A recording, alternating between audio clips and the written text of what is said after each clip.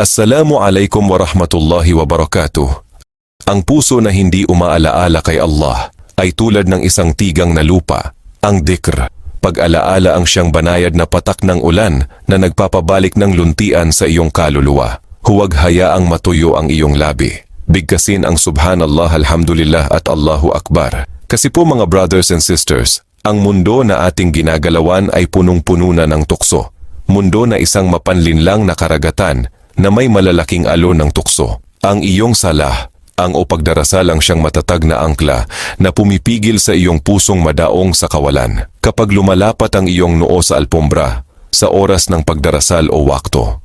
Sa pagpapatira pa, isipin mong ipinapasa mo sa nag-iisang Diyos. Ang Allah ang lahat ng bigat ng iyong dibdib. Doon ka pinakamalapit sa Kanya. Ang Quran ay hindi lamang aklat kundi ito ay isang maningning na sulo sa madilim na gabi.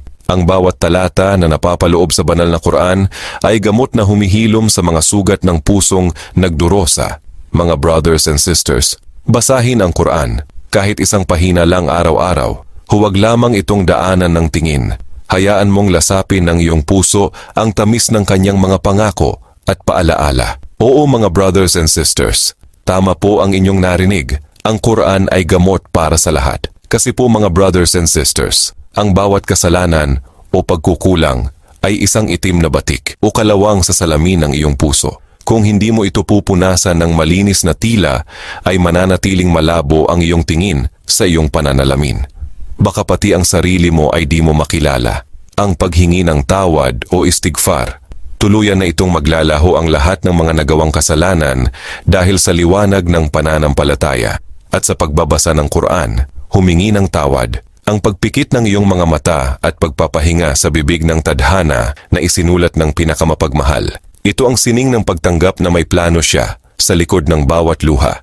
Kapag hindi mo naunawaan ang nangyayari sa iyong buhay, sabihin mo sa iyong sarili, alam ng aking lumikha, alam ng Allah subhanahu wa ta'ala, ito ay nakakabuti sa akin. Kasi po mga brothers and sisters, ang katotohanan, ang mga bagay na siyang inaakala mo na makakabuti sa iyo, ay sa kabila nito ay siya pala ang hindi mabuti sa iyo. At ang mga bagay na siyang inaakala mo na makakasama sa iyo, ay sa kabila nito ay siya pala ang makakabuti sa iyo. Brothers and sisters, kung ito ay naunawaan mo, maraming salamat at sumainyo nawa ang pagpapala ng Allah, lubos na nagmamahal. Kuya Mike Burong Omar, Assalamualaikum warahmatullahi wabarakatuh.